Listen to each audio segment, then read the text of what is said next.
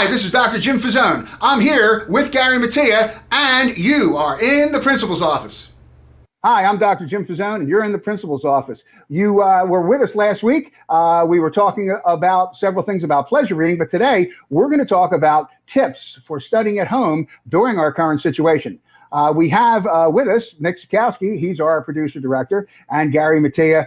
He's also principal over at the Asapink Center. And some of the tips that we're going to talk about will hopefully help you not only in our current situation for teaching and learning, but also for studying throughout your academic career, which any academic career should last forever. The first number one tip that we have is clean out your study space. Find a spot in your house and clean it out. You might not have your own room. You might have to do it somewhere, maybe a dining room table or TV table in the living room, whatever, but make that your area for studying. Also, communicate to others in your home that you're going to be studying at that time, and that way they'll understand and they can be respectful. Tune out distractions. You want to tune out that noise that's around you. Turn off the TV, don't have your phone on. Make sure that you're concentrating on what you're doing. Focus is number 4, and you want to focus on what you're doing. Remember, we've used this quote before. Thoreau says, be where you are. So when you're studying, be where you are. And make sure that studying is what you're doing. Reward yourself. Focusing on studying can be arduous, and make sure you take time out for yourself. You might want to do some pleasure reading. You might want to watch a show that you like. You might want to talk with your friends, but do that later. Make sure that while you're studying, and be where you are when you're talking with your friends or doing that. You can do that at that time. Keep reading. Remember, we've talked about that reading for pleasure is a fun thing. And then set realistic goals. Number 7, set realistic goals for yourself. You can compartmentalize some of these goals so that you're working on them one at a time. But that's the information that we have. It came from the gmat.economist.com, and you can look those up, read them on your own if you'd like. We think they're kind of useful. So, Mr. Mattia, what do you do? Because you have all kinds of things to do as a principal over at your school. What do you do so that you can focus? Well, I think a lot of the things that you talked about, first of all, one of the key things for me is to kind of keep the distractions away from where I'm at. I've set up a spot in a spare room, so I was lucky enough to have another room in the house. And that really becomes my kind of office away from the office. But I keep the distractions away. It allows me to focus. And I think that's worked really great for me. As you said, Dr. Fazone, sometimes you may not have that luxury of having a room for yourself.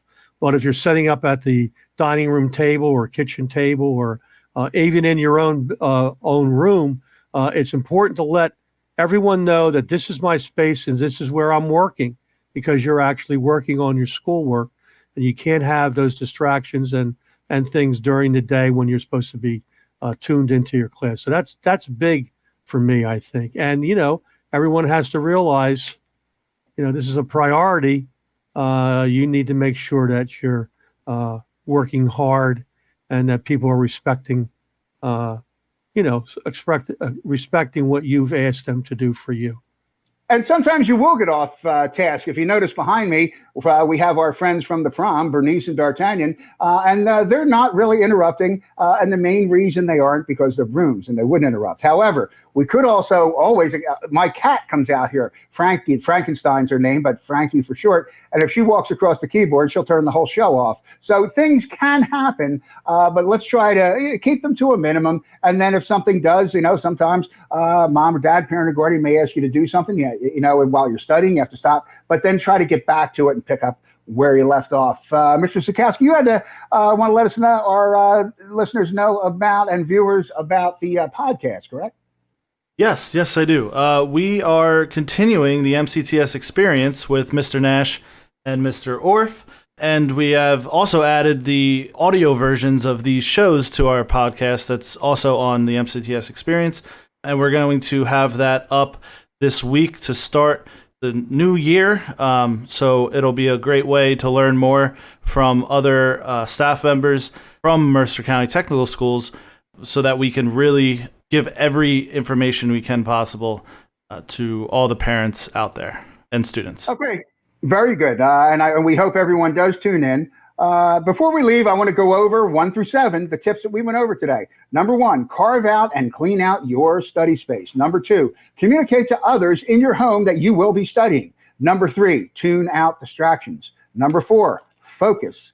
Number 5, reward yourself. Number 6, keep reading, pleasure reading. And number 7, set realistic goals.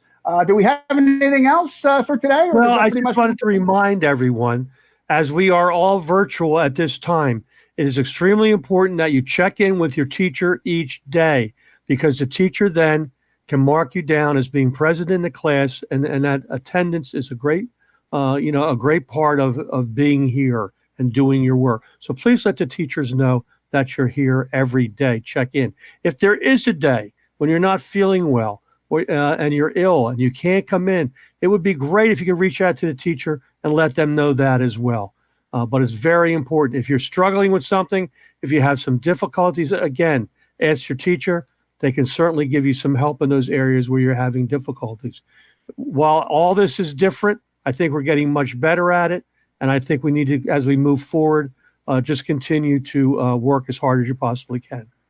And one thing I wanted to point out, again, a reminder, we talked about this before. Yes, it's different, but you've been in school for a long time. The only true difference is that before you were sitting in a classroom and the teacher was in the classroom with you. You're still sitting really in your classroom, but through the use of technology, the teacher's in their classroom and you are communicating back and forth during that real-time instruction. And then all those assignments and prompts and grades and those kind of things can come to you through Google Classroom. So, if we don't have anything else for Gary Mattia, somebody got something? I would actually like to add that for parents, make sure, and guardians, to make sure that you're checking your emails that you put in for registration when you signed up your child, so that anything that's sent from us, you guys can be aware of. Just like we just sent out the reopening survey for your input on November 9th. So if you have not filled that out, look on